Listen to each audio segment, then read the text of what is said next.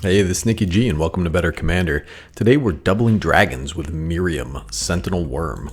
Alright, you guys excited yet? I don't even know how to pronounce this. This is a really cool commander that can do wacky stuff, but how the heck will you know about all the stuff I want to tell you about? Subscribe to my channel, you knucklehead. That's how you'll know that my brain has pushed words out of my face holes. Alright, Miirym, Sentinel Worm. So this is 3 green, a blue, and a red for a legendary creature, Dragon Spirit 6/6. It has flying and ward 2. Whenever another non-token dragon enters the battlefield under your control, create a token that's a copy of it, except the token isn't legendary if that dragon is legendary. Alright, so first things first, just be ready. Your opponents are going to try to kill this thing as fast as humanly possible. The ward 2 might buy it a turn, but it's a very powerful dragon commander that people are going to be on the lookout for. Dragons have been an incredibly powerful tribe since Magic's inception, and Scion of the Ur-Dragon and the Ur-Dragon himself helm countless commander decks. So Miirym definitely goes in those decks in the 99, but we can build a very cheap, powerful commander deck around this worm. This deck is built slightly differently based on the dragons that came out in recent sets. There are several playable dragons in the 2 to 4 mana value range that make this deck's curve look a little different from Scion of the Ur-Dragon. We also want flicker effects to maximize our ETB triggers, and we have an ETB trigger on our commander. Lastly, we want small dragons, both fat and skinny with big butts and small butts. The first thing we're going to need is haste enablers. There are 4 enchantments in this deck that are really powerful when you're casting dragons that cost 6 or more. Dragon Tempest is 1 and a red for an enchantment. Whenever a creature with flying enters the battlefield under your control, it gains haste until the end of turn. Whenever a dragon enters the battlefield under your control, it deals X damage to any target, where X is the number of dragons you control. This is a win condition in a deck like this. It's in my Scion deck, it's in my Ur-Dragon deck. This is an awesome haste enabler. This is close to, if not the most expensive card in the deck, but I wouldn't build a dragon deck without it. Next up we have Rhythm of the Wild, 1 red and a green for an enchantment. Creature spells you control can't be countered. Non-token creatures you control have a riot. So the token won't have haste, but whatever. The added rider that creature spells can't be countered is really powerful in a deck with 37 creatures. Then we have Fires of Yabbymaya, straight out of Invasion, 1 red and a green for an enchantment. Creatures you control have haste. You can sacrifice Fires of Yabbymaya. Target creature gets +2/+2 until the end of turn. So this is a good old standby that you can sacrifice if you need an added boost for one of your creatures. And lastly, but definitely not least, Temur Ascendancy for green, blue, and a red for an enchantment. Creatures you control have haste. Whenever a creature with power 4 or greater enters the battlefield under your control, you may draw a card. My playgroup knows to blow this up ASAP, so you know it's been used to good effect in our games. Card advantage is important in any deck, and especially important in a deck like this. I did want to mention here Carnelian Orb of Dragonkind. It's 2 and a red for an artifact. You can tap to add red. If that mana is spent on a dragon creature spell, it gains haste until the end of turn. In this deck there are about 15 sources of ramp, and if you have a ramp source that can enable haste, you slot it right in there. Alright, so a secondary sub-theme on this deck is going to be Flicker. So we're going to have creatures coming in and out of the battlefield, and we want to maximize our ETB triggers and our copies. So we have Blur, 2 and a blue for an instant. Exile target creature you control, then return that card to the battlefield under its owner's control. Draw a card. This is a new one from Commander Legends 2, replaces itself. Not the most efficient card in the world, but great for a budget deck. Then we have Displaced, 2 and a blue for an instant. Exile up to 2 target creatures you control, then return those cards to the battlefield under their owner's control. Then we have the old standby Ghostly Flicker, 2 and a blue for an instant. Exile 2 artifacts, creatures, and or lands you control, then return those cards to the battlefield under your control. Fantastic card, very efficient.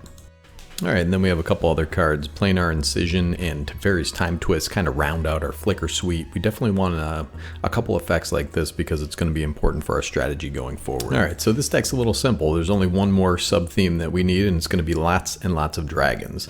So we have Dragonborn Looter, 1 and a blue for a creature dragon rogue. It's a 1/2. So it has 1 and tap, draw a card, discard a card. So this is a cool little card that helps smooth our draw and our land drops and make sure we have the color of mana that we need. It's important to have these little 2 drops to stave off with early aggression as well. Scaled Nurturer, 1 and a green for a creature dragon druid 0/2. So tap, add green. When you spend this mana to cast a dragon creature spell, you gain 2 life. It's a dragon mana dork. It's a Dragnadork. Get in the deck. Alright, Corlessa Scale Singer, green and a blue for a legendary creature, Dragon Bard. It's a 1/4. You may look at the top card of your library at any time. You may cast dragon spells from the top of your library. Bro, it's playing an accordion to pipe the dragons off the top of your stinking library. How's that for lore? Alright, Patron of the Arts, 2 and a red for a creature Dragon Noble. It's a 3/1. When this thing enters the battlefield or dies, create a treasure token. So this is a decent little burst of mana, can be flickered for extra value. So outside a budget deck, I'm not sure I'd play this. I think it's kind of a stinker, but this is a budget deck, so get in there. Swashbuckler Extraordinaire. I don't know what makes this guy so extraordinaire. He's 2 and a red for a creature Dragon Rogue Warrior, 2/2. When it enters the battlefield, create a treasure token. Whenever you attack, you may sacrifice 1 or more treasures. When you do, up to that many target creatures gain double strike until the end of turn. So in combination with some of our treasure creators, this can provide a very large burst of damage. This is one of my favorite cards out of AFR Commander. Dragonborn Champion is 2 red and a green for a creature Dragon Warrior. It's a 5/3. Has Trample. Whenever a source you control deals 5 or more damage to a player, draw a card. This is, I think, a tad underrated in a deck like this, where we are swinging in with hasty, evasive beaters. Plus we can get a token copy to double the draw. Nimble Claw Adept, 3 and a blue for a creature Dragonwizard, 2/3. Has Bigby's Hand. Tap, untap 2 other target permanents. Activate only as a sorcery and only once each turn. So this is one of those cards that tends to overperform due to the fact that it says permanents. So this can grant us pseudo-vigilance for some of our attackers, or it can ramp us up with our mana rocks, dorks, or lands. Stirring Bard. This dude is obviously singing Eye of the Tiger. 3 and a red for a creature Dragon Bard. It's a 0/4 with Defender. When Stirring Bard enters the battlefield, you take the initiative, so we start hopping into the dungeon. Mantle of Inspiration. Tap. Target creature gains menace and haste until end of turn. So this is another dragon haste enabler that makes our creatures a little less easy to block. I think this is great in a budget deck. Alright, then we got Furcag, Cunning Instigator, 3 blue and a red for a legendary creature dragon. It's a 3/3 with flying and haste. Whenever 1 or more dragons you control attack an opponent, goad target creature that player controls. Whenever a creature deals combat damage to one of your opponents, if that creature had to attack this combat, you put a +1/+1 counter on Furcag and you draw a card. So this is great in a combat focused deck. This can draw us many cards. This thing is only a few dollars, so pick one up, and the trigger will be doubled up if you have a token copy as well.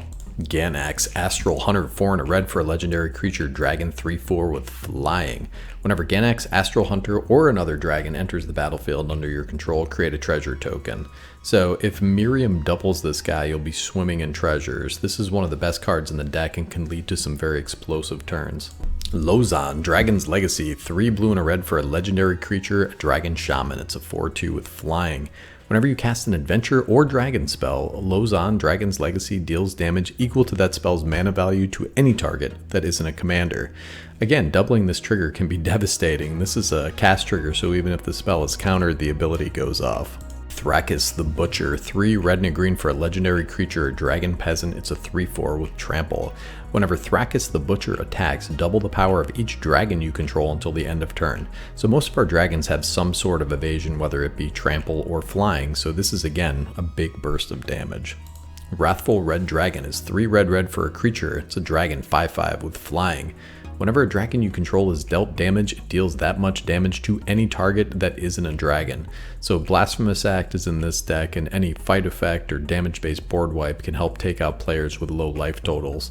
Imagine doing 13 damage to 5 of your dragons. This card is awesome in a dragon deck. I bought a few copies for my Scion and my Ur-Dragon decks.